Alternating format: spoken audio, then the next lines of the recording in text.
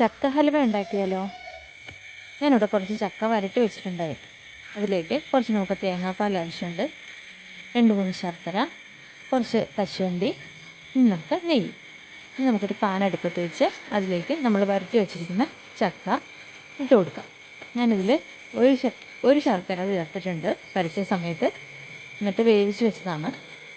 അത് നന്നായിട്ടൊന്ന് പാനിലേക്ക് ഇട്ട് വരട്ടിക്കുന്ന സമയത്തേക്ക് നമുക്ക് തേങ്ങാപ്പാലും ചേർത്ത് നമ്മൾ മാറ്റി വെച്ചിരിക്കുന്ന ശർക്കരയും കൂടെ ഇട്ട് കൊടുക്കും. ശർക്കര ഉരുക്കി ചേർത്താലും കുഴപ്പമില്ല. ഞാനിപ്പോൾ ഇവിടെ മുഴുവൻ ശർക്കരയാണ് ചേർത്തിരിക്കുന്നത്.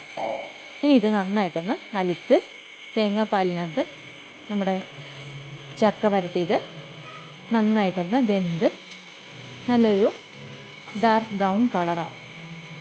ആ സമയത്ത് നമുക്ക് കുറച്ച് നെയ്യ് ആഡ് ചെയ്യും. ഇനി ഇത് നന്നായിട്ടൊന്ന് വഴറ്റി നമ്മുടെ നോൺ സ്റ്റിക്ക് പാനിൽ നിന്ന് വിട്ട് പോരണതുണ്ട് നമുക്കൊന്ന് വഴറ്റിയെടുക്കണം.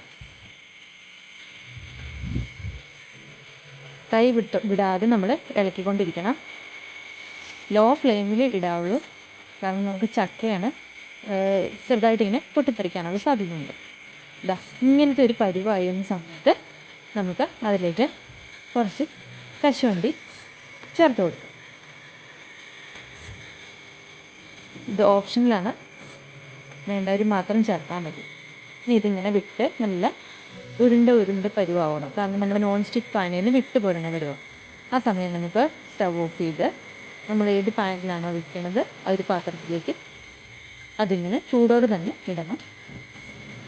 ചൂടോട് തന്നെ അതിങ്ങനെ പാത്രത്തിലേക്കാക്കി സെറ്റ് ചെയ്ത് വയ്ക്കുക.